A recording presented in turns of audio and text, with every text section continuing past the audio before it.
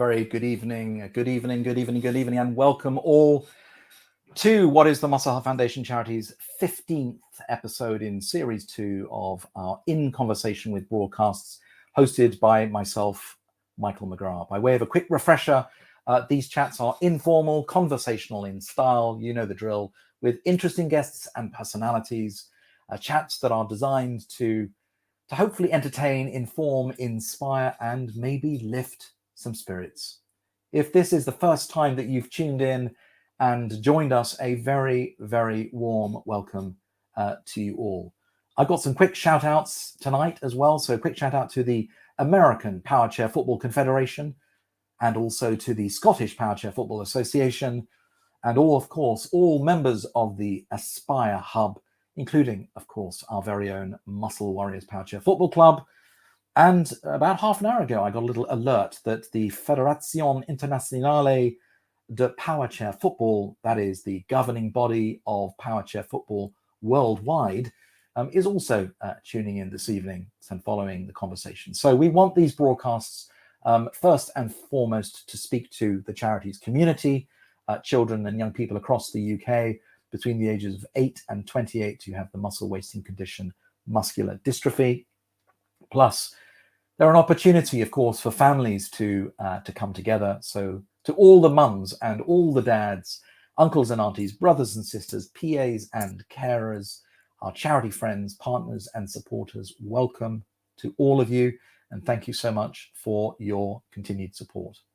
As ever, we want these conversations, of course, to remain relevant. And of course, it interests not only to our tribe of muscle warriors across the UK in encouraging that sense of belonging and that sense of community, but also to new audiences that are perhaps for the very first time hearing about the work and impact of the Muscle Health Foundation charity. So before we welcome tonight's guest, as always, a few quick housekeeping points. Firstly, a safeguarding note. As always, we have several eyes over tonight's broadcast streaming live on the charity's Facebook, YouTube, and LinkedIn channels. So if any inappropriate comments or unacceptable behaviors are observed, action will be taken. And secondly, all In Conversation with broadcasts are, as many of you know, recorded, which means that all 29, so by the end of today, it'll be 30, but at the moment we're at 29. That's 15 in Series 1, and so far it'll be 15 in Series 2 since the show began in May last year. Can you believe it? But all those episodes are available for your pleasure, for your viewing, whenever you wish, at your convenience. But ladies and gentlemen, here's the thing. Here's the question. Do you think that we should commission a Series 3 of our In Conversation with broadcasts from March 2022 next year onwards? Let us know tonight, please. Perhaps post a comment. Tell us what you think. Right. As ever, you can help grow our reach by subscribing, by commenting, and of course, by sharing. And if you've enjoyed tonight's episode, why not leave a little review towards the end of the show? So without further ado, ladies and gentlemen, I am delighted to introduce tonight's guest. Please give it up for Adam McEvoy, the National Development Manager for the WFA, otherwise known as the Wheelchair Football Association. A very, very warm welcome to Adam. Good evening, Adam. How's it going? Good evening, Michael. Great to be here and nice to see you and looking forward to tonight. Excellent. Terrific to have you with us this evening. Adam, whereabouts are you in the UK? I'm at home, so I'm in Kent this evening. It's been a beautiful day. Too hot now, so I'm looking forward to the temperature getting back to normal this evening. So let's just roll the clock back a little bit. How was life for you and your family during lockdown, and now that restrictions have lifted? You know, how cautious are you still being? It's been a challenge. Obviously, from a professional point of view, the day job was greatly affected over the last 18 months. And it's been an interesting time period to adapt. It's been a good time to reflect on what we did and what we did well and what we could improve on. And then personally, it was very tough because of my family live in Gloucestershire, so they're 3 hours away from here, and not seeing them for a prolonged period of time and many months, and my sister and my nephew and niece has been really tough. But as things have eased, it's been nice to be able to see them and to get back to visit my extended family as well. And then in terms of every day, and I am still taking great precautions now, primarily because of family members here and their needs, but also obviously the people that I work with on a regular basis with my club here in Sevenoaks, but also obviously on a wider scale with the WFA and the players and the types of conditions that they have. Taking those precautions is just common sense, and is something that I still do and gladly do. Yeah, for sure. It's been testing for so many people, hasn't it? So many different groups of people. But maybe we can perhaps turn our attention to the beautiful game. And of course, I speak of Powerchair Football. I know that England are kicking off in 10 or 15 minutes. I hope they give Poland a good thrashing. But anyway, of course, I speak of Powerchair Football. That's what we're talking about this evening. So I thought that we would play a short film to give viewers perhaps a little insight into the recent FA Disability Cup in July, streamed live on BT Sport. A little film coming up. After a year of empty stadiums and supporting our teams from afar, we've all been reminded of the togetherness, inclusivity, and the sheer joy that our nation's game inspires. And it's those values which we'll celebrate over the next couple of days, right here at St George's Park. Welcome along to the FA Disability Cup. West Brom and Aspire have had some great battles over the years. Me and John have had some great battles over the years. Hopefully another one's on the cards today. I think we've been battling against each other for over 10 years now in the National League, and teammates for England. So John's very good technically, probably one of the best in the world. And I like to think I've got a bit of a football brain. So hopefully that's fair. Tactical. Yeah, tactics versus technique today, and hopefully the tactics come out on top.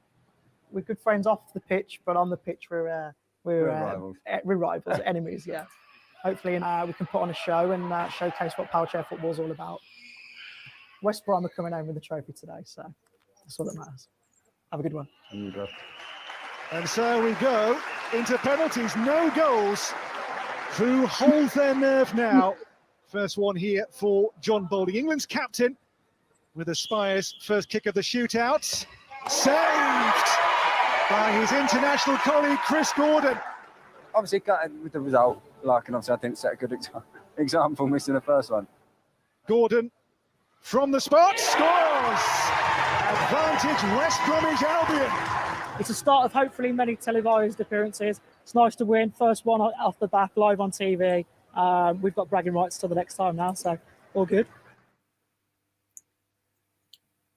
That's so good to see. And for those that don't know Powerchair Football, that is a little insight, a little snippet.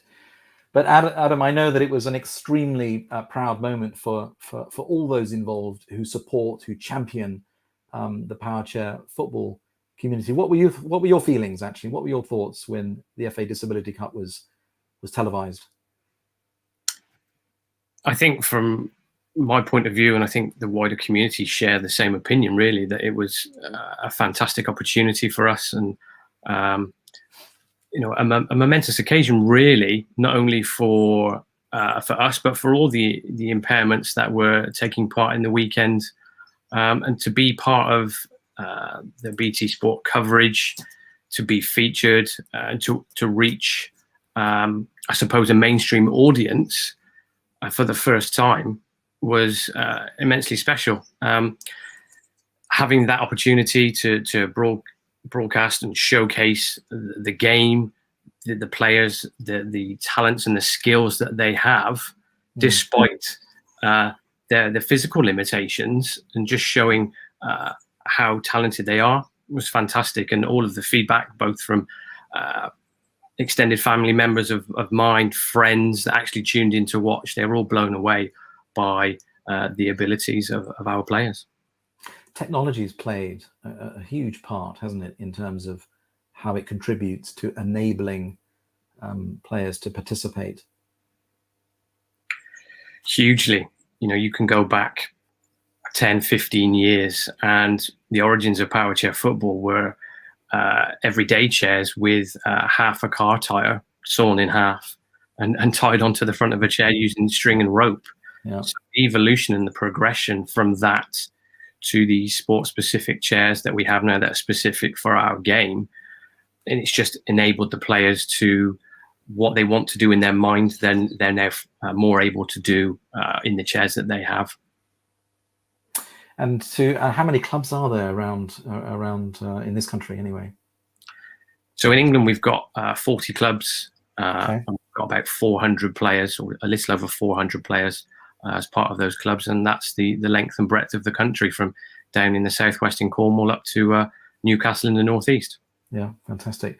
So to those clubs that have tuned in this evening or are going to be tuning in over the coming days, because this is a recorded conversation, let's be, certainly for those that are tuned in this evening, let's be having your questions for Adam. If we can just go back to that previous photograph that was put up. So Alex Brooker. So I haven't spotted him yet in the chat room, but if you've tuned in tonight, Alex, in fact, let's just flip it on its head and go back to Adam. Perhaps you can tell us how Alex got on when he actually jumped in a chair and had a go. Was that, I believe, in Northern Ireland? Is that right?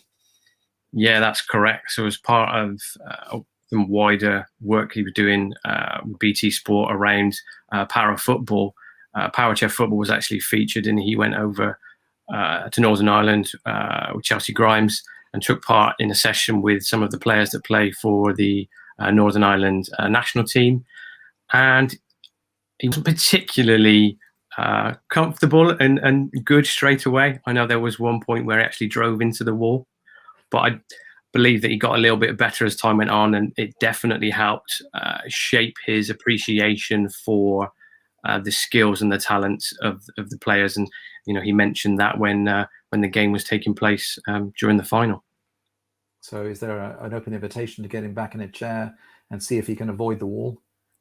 Absolutely, anytime. He's just got to get in touch, and he'd be welcome at any of our clubs. Fantastic.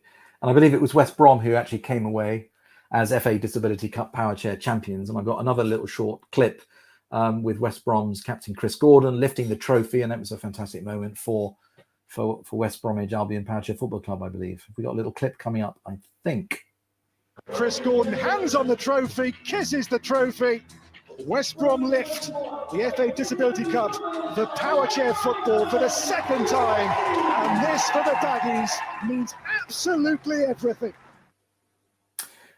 I mean, it's interesting, isn't it, Adam? Because the bar has been set, pretty high with BT Sport stepping on board, raising the profile of the support, and having an impact on sections of the community that perhaps actually don't know much about the support, and Powerchair Football as a sport. So, how did you get involved in the sport?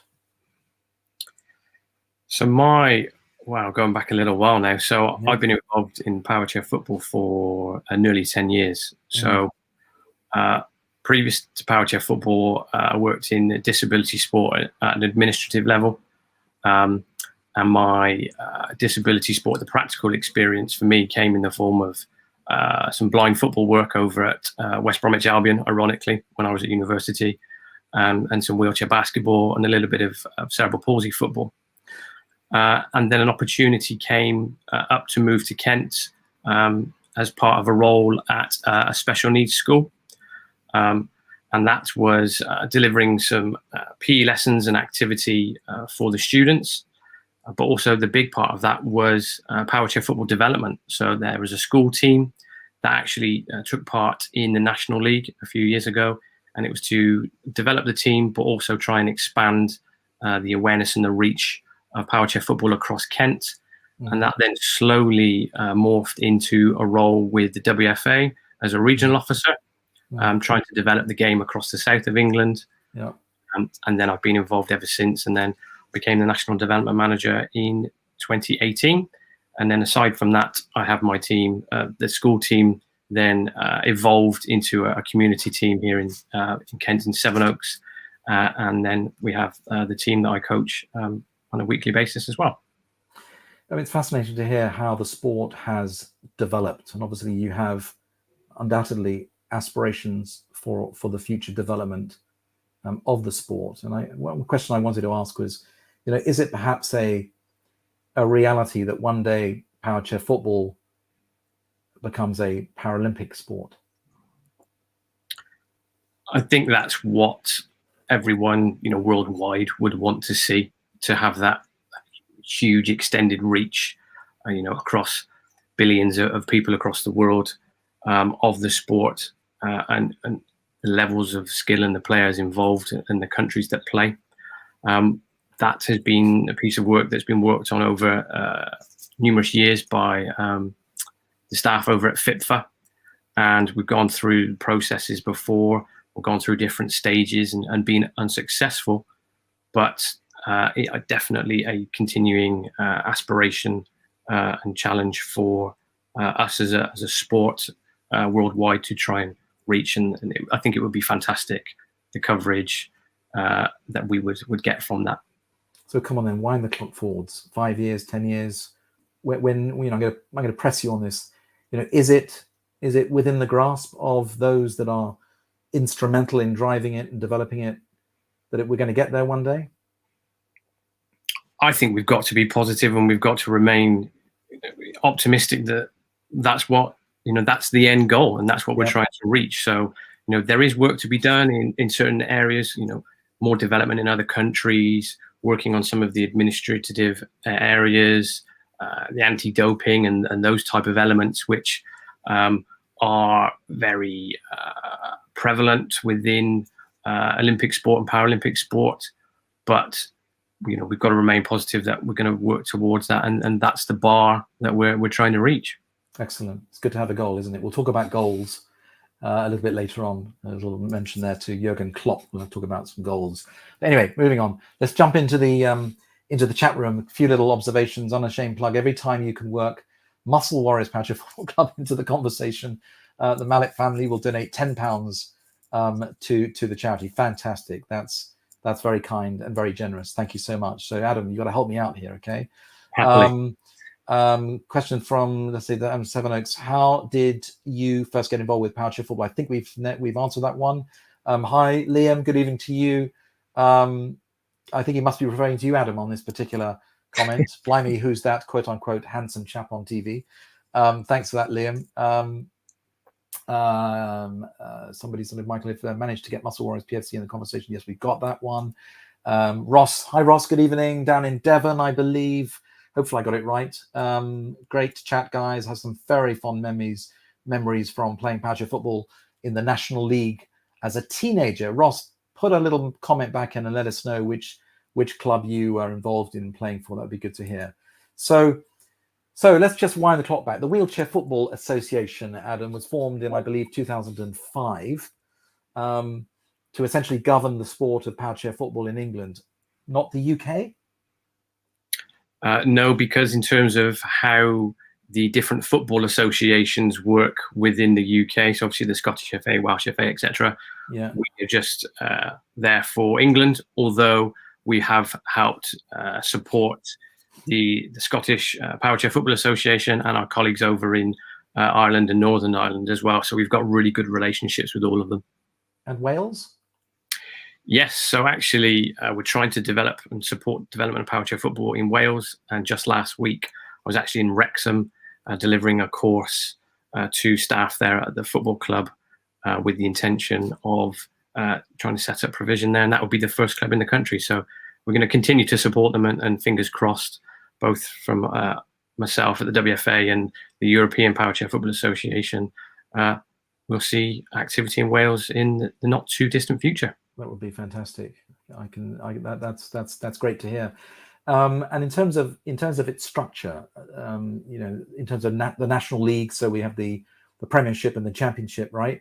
And then we've got the the regional leagues, or the 6 regional league competitions that the WFA oversee, right? Is that structure ever likely to change, or is it just continue to evolve in that particular way? I think from our perspective, certainly we need to continue and support the regional league, that grassroots structure that feeds into the national pathway. So we've got those 6 leagues. Yeah. Long term, I'd love to develop a league in and around the London area, because that's a real untapped area for provision, and potentially over in the east of England as well, as two areas where we don't really have a lot of activity in comparison to the other areas. Yeah. But yeah, certainly that's kind of that underpins our structure. And then nationally, obviously, we have our two-tiered system. And who knows, we're always looking at how does the league work? Does it work best this way? And potentially have discussions of, what if we did it differently?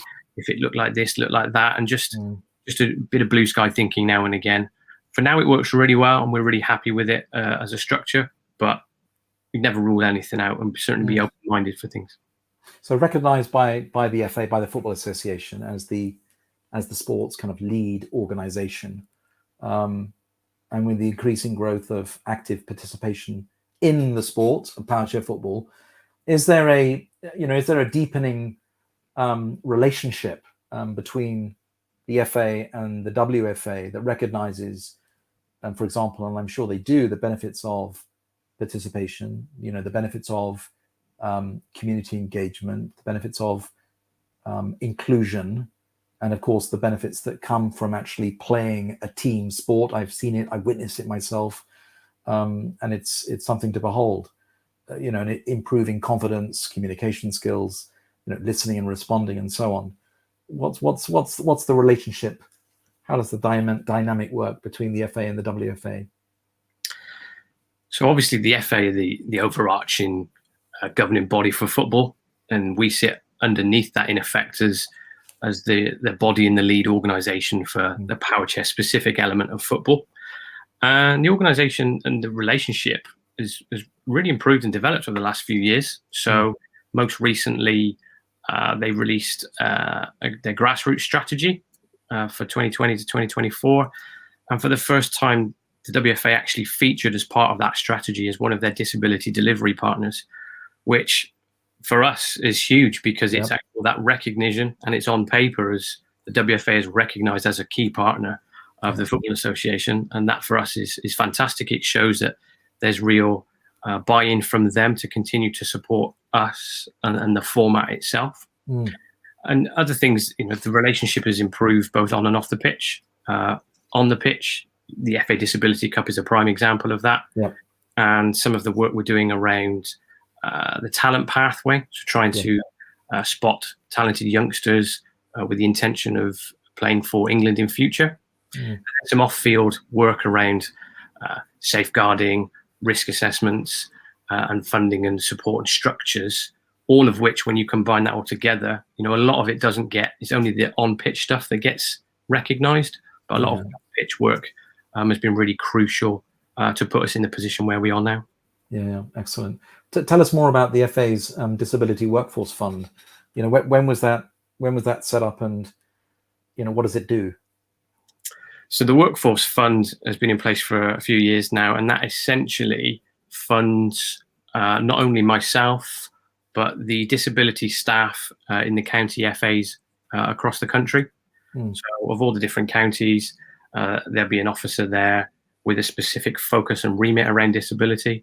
So obviously in their roles, that could be wide ranging of all the different impairments. But I am in effect an FA member of staff with that lead focus on developing Powerchair football across England. And it's nice to be part of that extended family, because you get to build, it's easier to build those relationships with the staff, certainly when you're trying to work on a local level, ultimately to try and increase participation and set up new clubs. Am I right in thinking that the league is its headline sponsor is Muscular Dystrophy UK?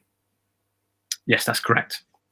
And if there was organisations tuning in this evening or watching this episode at a later date, who may be interested in wanting to support the WFA, how do they go about doing that?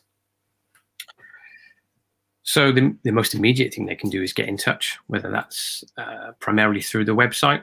There's certainly opportunities.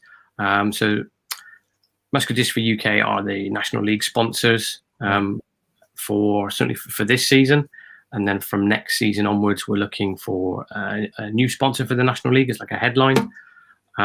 And we've also got additional opportunities as well, such as the sponsor for our balls for the season, pitch side opportunities, etc., etc. But it's essentially around organizations that maybe are interested, want to know more, even if it's just to strike up a conversation, to find out more about who we are, the sport itself. They can get in touch with us through the website or through me directly. Certainly off the back of this, that wouldn't be a problem. And just to have that conversation around, what can we do to support them and support us? Excellent. And it goes without saying that if there are young people who are tuning in this evening as well, who are, inspired by what it is they're hearing, or they'd like to just, have a go, then presumably they can also head to the WFA website to find out a little bit more, and then reach out, to the different clubs maybe and have conversations. Yeah. Yeah, absolutely. So we've got a particular page on the website which details all of our clubs and where they are across the country, and there are contact details on there. Alternatively, if someone lives in an area where there isn't any active provision at the moment, they can also get in touch, because as part of what we do to develop the game, we're always trying to address pockets where there's no activity, and can we look to fill those gaps. So there are certain areas in certain counties, for example, where we have targeted to create provision, certainly in the next 12 to 18 months. And if in those instances, we want those people as well. We want to bring them along on the journey as well. Brilliant, brilliant. Adam, before we chat some more, you'll be familiar with our quick fire rounds, undoubtedly, allowing our audience to get to know our guests a little bit more. So you ready? Let's go for it. Excellent. Here we go. Roast pork, beef, lamb, or chicken? Beef. Most used emoji on your smartphone? The crying laughter face. Marmite, love it or loathe it? Loathe it, I'm afraid. Really? Okay. Scrambled, poached, or boiled eggs? Scrambled. What tune puts Adam in a great mood? Oh, anything with guitars and drums. I like to rock a little bit. One item that you take to a desert island? Oh, great question. Something to read. War and Peace, maybe. Electric, plastic, or bamboo toothbrush? Bamboo for the environment, but currently it's electric. Okay. Now, if you had the power to make one change in the sport of Powerchair football that would have the biggest impact on the sport, what would that change be? I think we mentioned it earlier. I think it would have to be Paralympic status. And Adam, if you could speak a language fluently, what would it be? Italian, because of my wife's family on her dad's side are Italian. And first career that you dreamed of having as a kid? Actually, it was a vet. Okay. So a bit of a gear change. I'm going to share a series of photos, and I'd like to invite you to just tell us a little bit about them in no particular order. Here we go. We can pop up the first image there. Where are we here? What's going on here? So this is the Atletico Madrid stadium. As a Liverpool fan, I was really fortunate, again, through Powerchair Football, to get a ticket to the Champions League final. Obviously, Liverpool and Spurs. And obviously, Liverpool came out on top. So not only to be there, to say that you've been to a Champions League final, but for it to be your team and to win. Aside from my wedding day, probably the best day of my life so far. Is your wife tuning in this evening? Yeah, she's in the other room. And we'll move on to the next slide. Where are we here? So this is one of, if not my favorite country in the world to visit. So this was my honeymoon. So this was Sydney. Obviously, you can see the Opera House and the bridge there. Yes. So we went for 3 weeks, spent 7 or 8 days in Sydney, and then drove along the coastal route down to Melbourne and spent another 7 days there before flying back. And just a beautiful country, lovely people, and somewhere that we'd love to go back to again in future. Very nice. Australia, are they any good at Powerchair football? Yeah, they're pretty good. They're one of the best teams in the world, so they'll certainly be up there, and obviously hosting next year's World Cup. So yes, they'll be strong contenders. And what is it about being at the top of your game in Powerchair football? Is it about tactics? What are the one or two key things that really distinguish one team from another? For me, you've got to have a great deal of football understanding and knowledge of the game and how the Powerchair format works. But you've also got to be technically very good. So, you yourself have seen the abilities and the skills of the players in the chairs, and just how tough it can be and how sensitive the chairs are. So being able to hone that and control the chair and to undertake the skills that you want to do at that particular time. It's the same as any other form of football and form of sport.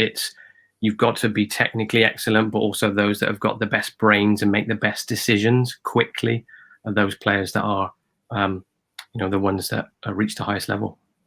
I expect there's a shot here of you. What's going on here? Are we coaching here, or what's happening here?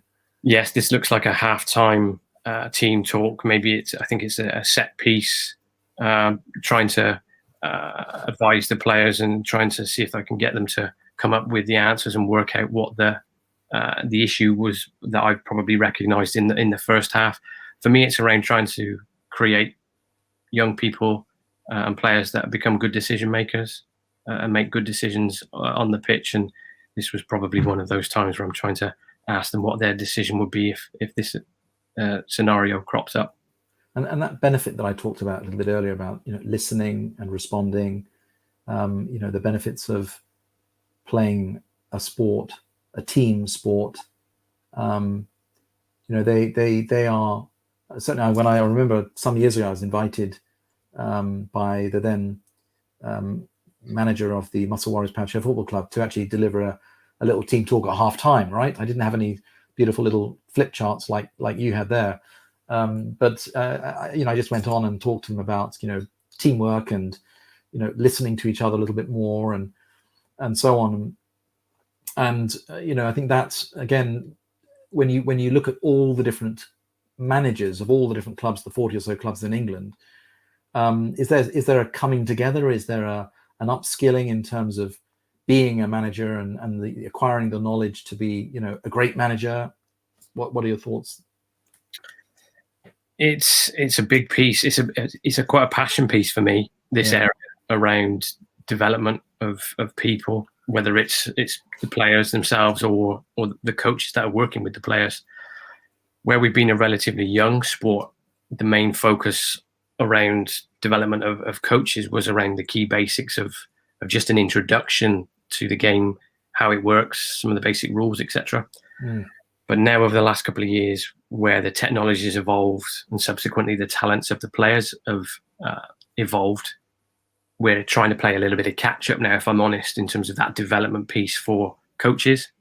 And it's something that we're starting to put some things in place for this season and for the next couple of seasons around trying to develop the coaches so that ultimately, if the coaches are better, they'll develop better players. The game itself will be better, be more attractive to watch.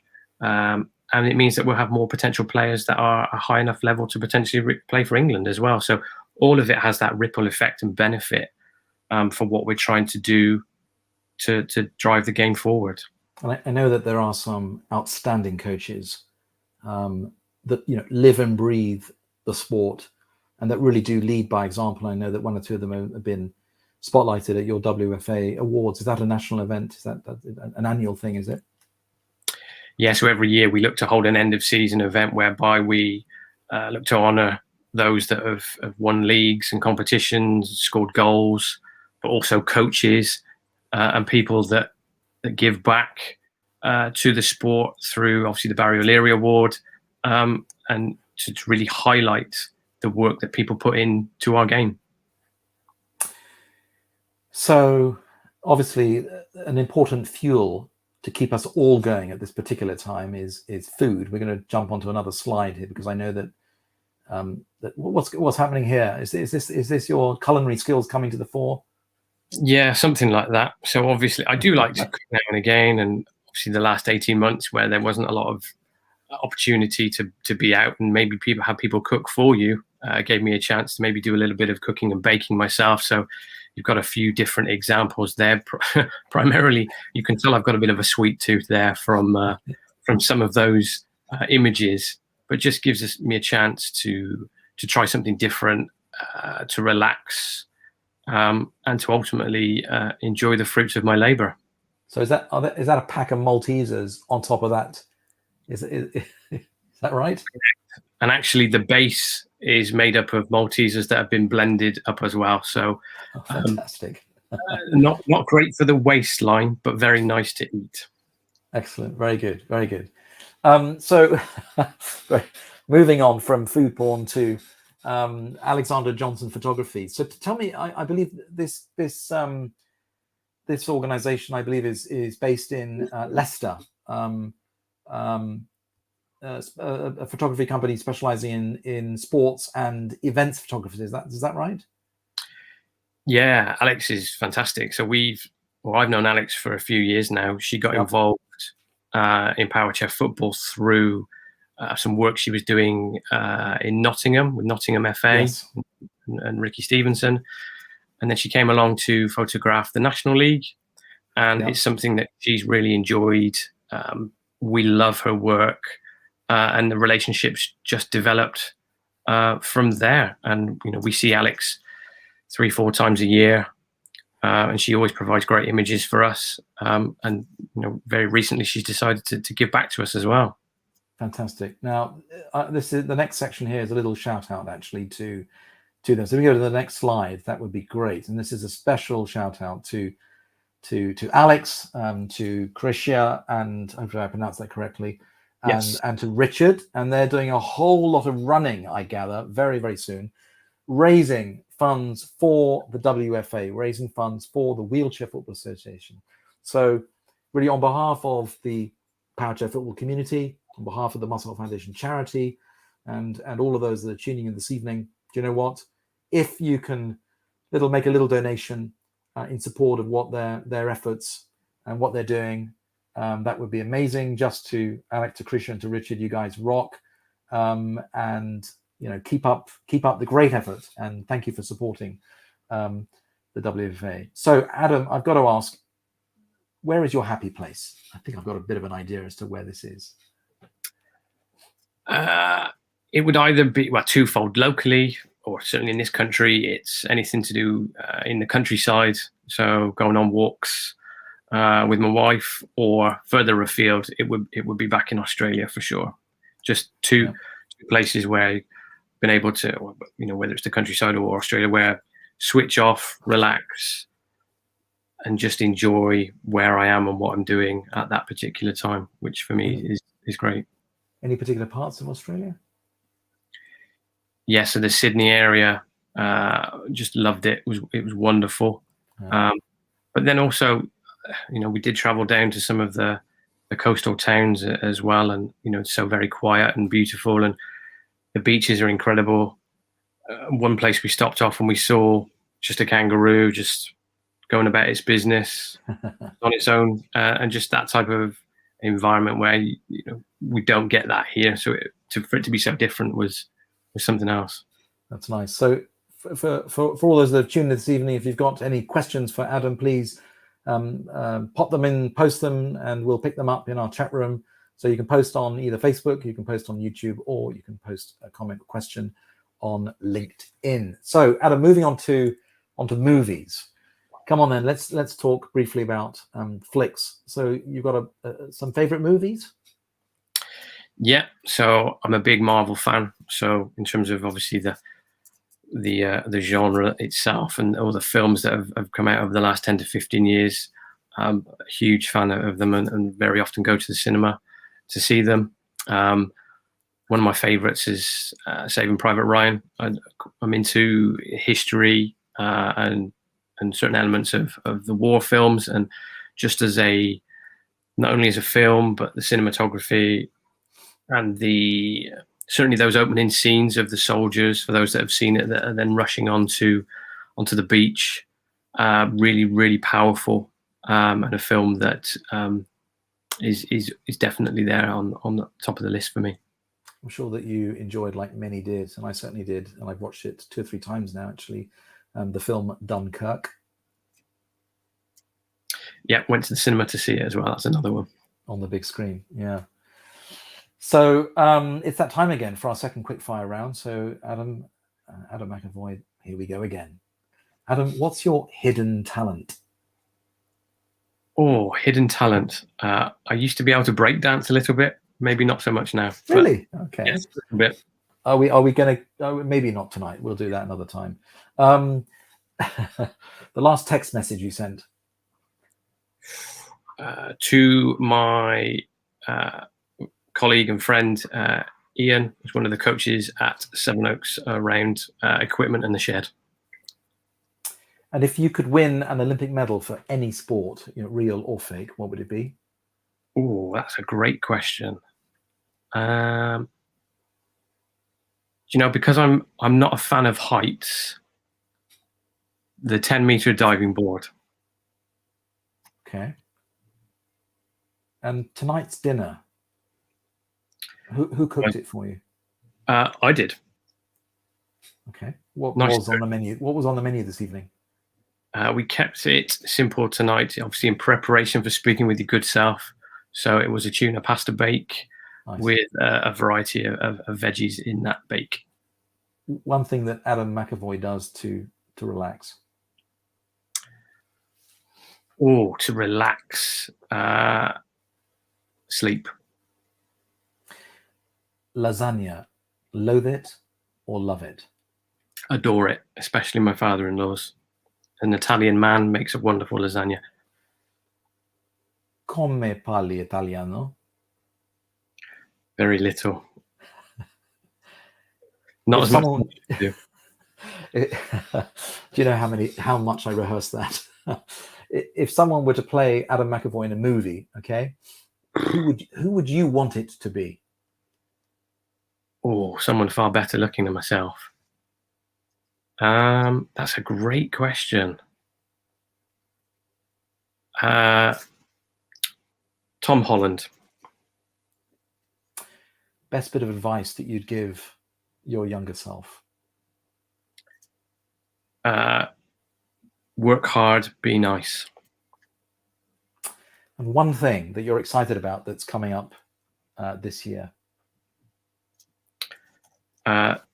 From the movement and progression from the regional talent pathway that we have for Powerchair Football, the progression to the national talent pathway for the players that are hopefully going to knock on the door of hopefully potentially playing for England.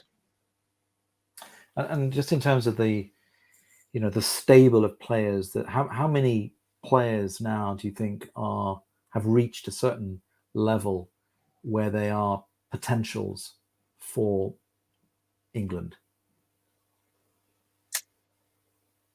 I'd like to think that with the progression of that pathway, there will be obviously, we have it's a small pool in terms of it's a squad of 8 for the England senior side anyway. But I'd like to think that there are a good 4 or 5 players, if not a few more, that with a little bit of nurturing and time could easily be challenging for those senior places. If we wind the clock forwards, I don't know, 3 to 5 years, do you see there being many more clubs? For example, in England, you said there are about 40 clubs in England. You're looking to find provision or put provision more into some of the other regions like London, for example. And do you see there being many more clubs? Yeah, I'd certainly like to think so. I've always tried to set a target roughly of having 1 team per county, so that regardless of where you live in the country, there should be provision for you within half an hour, for example, of where you live. Obviously, some counties that are more populated will have more, but having those goals and those minimums to try and reach, that's still a big driver for myself and for the association. As we say, there are gaps there, so there's definitely work still to be done, and it's a great challenge that I'm looking forward to cracking on with. The last 18 months have hindered that, obviously, but going forward, all being well, gonna pick the ball, get the ball rolling again, so to speak. And in terms of those that are playing Powerchair football across the country, the different abilities of players. Talk to me a little bit more about, if I'm someone, I'm someone with muscular dystrophy, right? So I know that many of the players across all the different clubs have muscular dystrophy, but what other kinds of disabilities do players have, and what are the limitations, if at all, for people with different types of disabilities? So you're correct in that almost 2/3 of our current playing population have muscular dystrophy to some degree, and then that's then followed thereafter by cerebral palsy, and then lesser numbers of players with a variety of different impairments. And obviously, from our point of view, our players are those that maybe can't access other sports. So maybe they're not able to access a wheelchair basketball or a wheelchair rugby, for example. Yeah. That's where we can come in and offer them, that team sport. And I think that really it's about giving that individual and those individuals the best opportunity. So getting them into the chairs, taking the time to make sure that they're comfortable and it's well fitted for them, because a lot of our players, comfort is key. Yep. Certainly where you sat down for long periods of time, making sure that you are comfortable is really important, regardless of the impairment that the player has.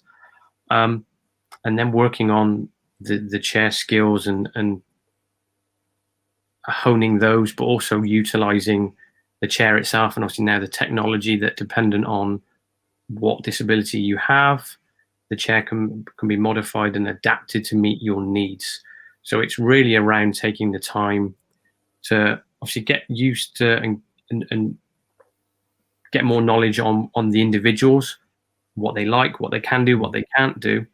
And that comes from getting to know them, communication, and having sessions where you're just seeing how they cope and speaking with them, but also obviously getting used to and playing around with the equipment and how you can work with them, their families, to make it as comfortable a process for them as possible. And then once, I think that's a huge thing, once they're there in their chairs and they're fully comfortable, I think that makes things a lot easier, and they can actually physically relax and just focus solely on what they want to be doing with the ball.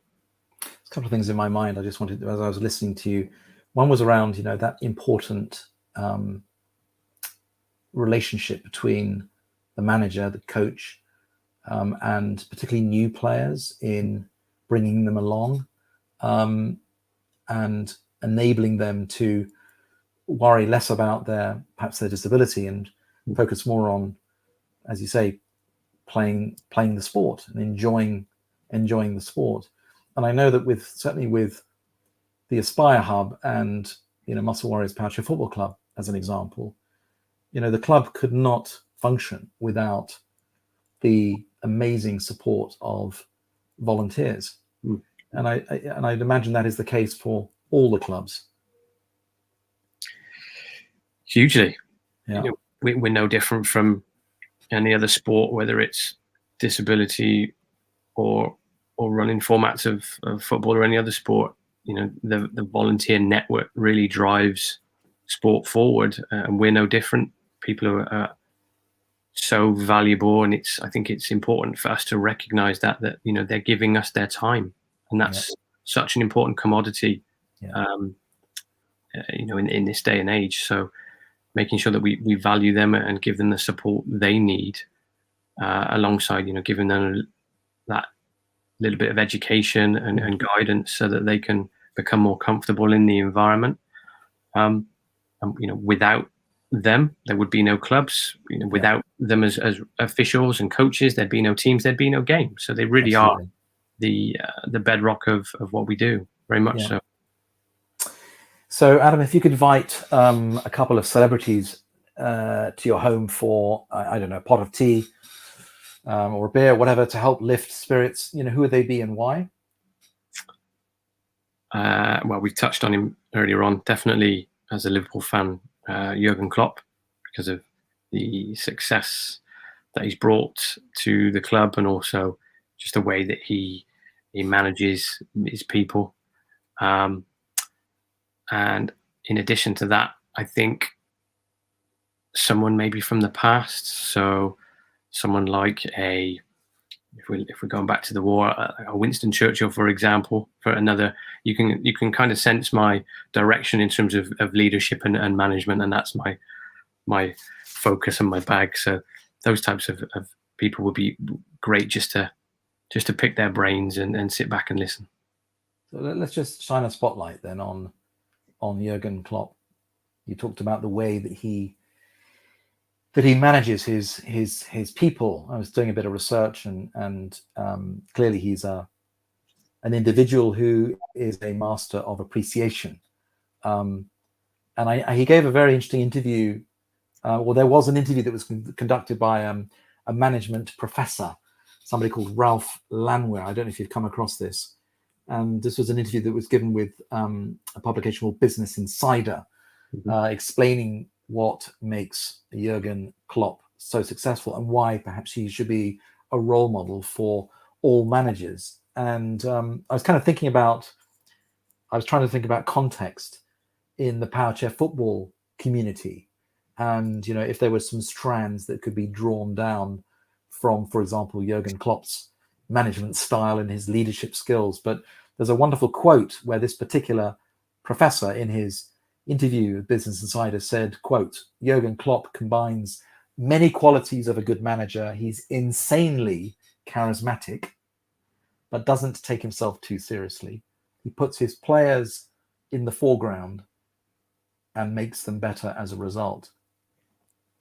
And I was just thinking about, the development of coaches and managers for the different Powerchair football clubs around the country, and whether there were some strands that you and I could chew the fat on in terms of bringing some of the Jurgen Klopp's, leadership skills and attributes into the Powerchair football world. And I was just, I don't know, did you want to have a few comments on that you'd like to share? Yeah, I think for me, it's obvious, two key things that he has is energy and passion, which for Powerchair, you definitely need that. You certainly need to be passionate about the sport and what you do for the individuals. But I think for me, the key word that he has, and I think that if you've got this in Powerchair, it will set you up a long way, is empathy. Yeah. Because it's about supporting. For me, the football is the byproduct. Powerchair football, the football is the byproduct. It's everything else that comes with being a Powerchair footballer, the meeting of new people and new families, the friendships and the relationships that people build, the journey that you all collectively go along on the way that you all have together, and that empathy around the players and the families and the experiences that they have. If you can try to understand that and use it to help shape how you get your message across, I think that goes a long way in developing the club, developing players, not only as players on the pitch but also as people. And for me, that's a big thing. For me, it's around developing young people, because the big wide world is out there, and we've got to support them as much as possible to be able to navigate that.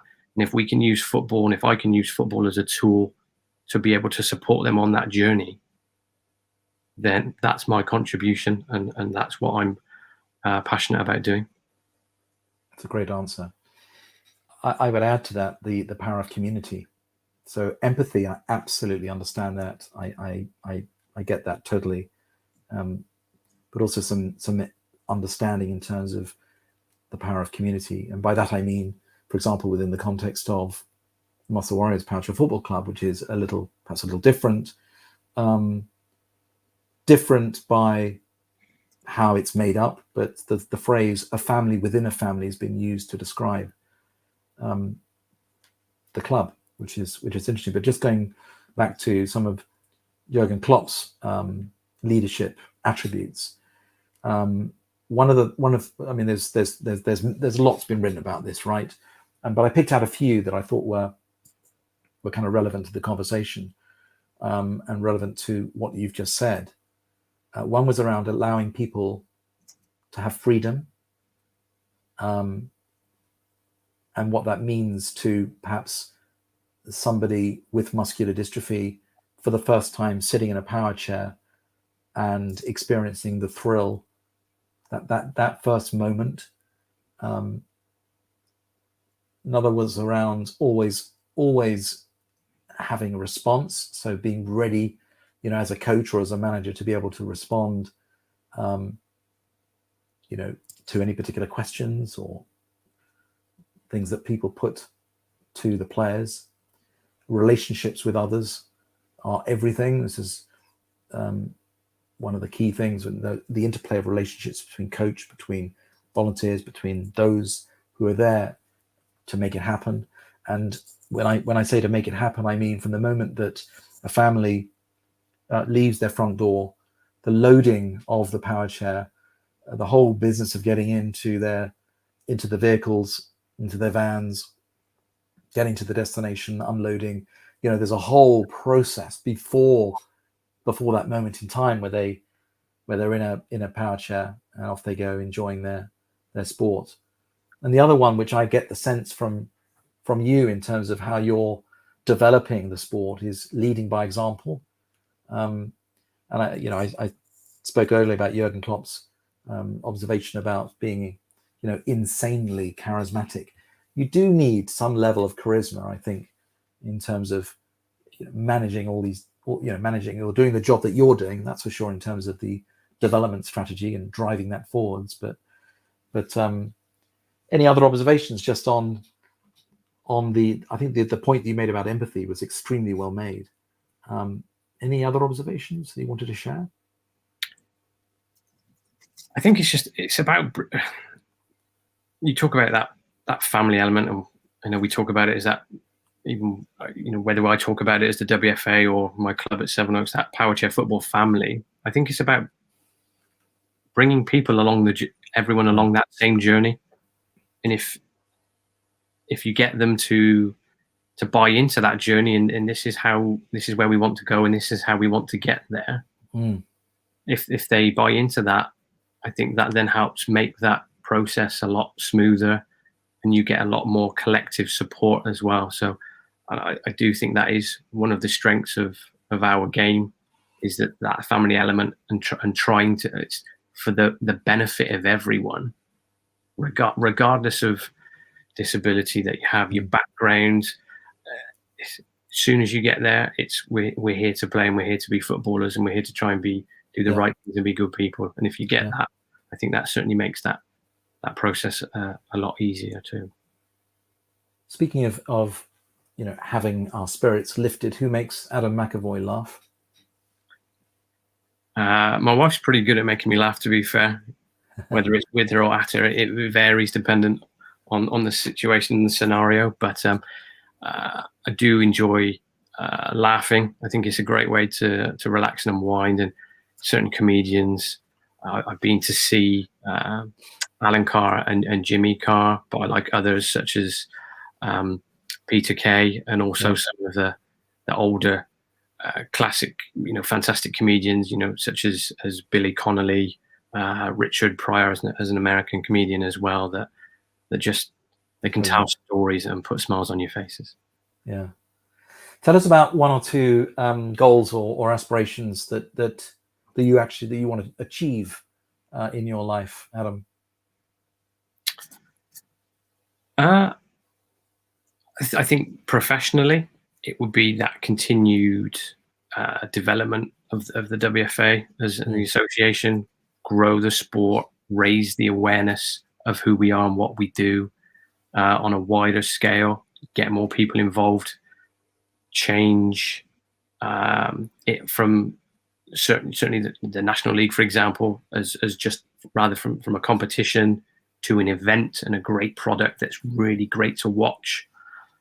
And then on a personal level, just to stay happy, healthy, and live a good life, and just enjoy. I want to get up every day and be happy and enjoy what I do, whether it's, from a professional point of view or recreationally and away from work and with my family. And just, as long as I can continue to be happy and healthy, then that's great for me.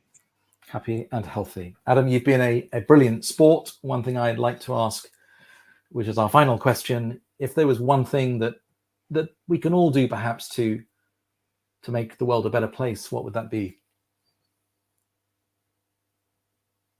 Be considerate of others and just think about how you can support other people along your journey as well. Huge thanks, Adam. Huge thanks to our guest, Adam McEvoy, for being our guest tonight. A big Muscle Warrior salute to you, Adam, from me to you. And for those that don't know, our Muscle Warrior salute is a visible symbol of hope, courage, strength, joy, and unity for all those with muscular dystrophy.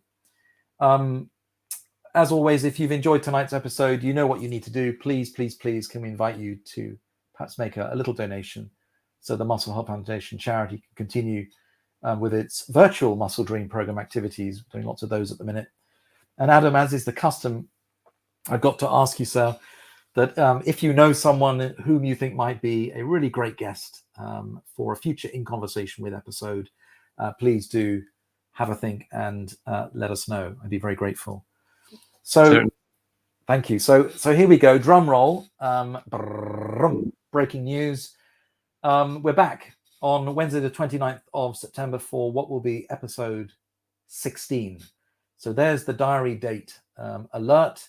Of course, we go live, as always, at 7:30 p.m.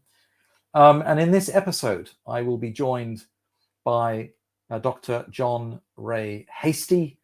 Dr. John Ray Hasty is co-founder and CEO of Pathfinders Neuromuscular Alliance, a user-led charity that's all about promoting choice, control, and quality of life for teenagers and adults with neuromuscular conditions in the UK, predominantly those with Duchenne muscular dystrophy, or DMD. And we've just celebrated World DMD Day a couple of days ago, I believe.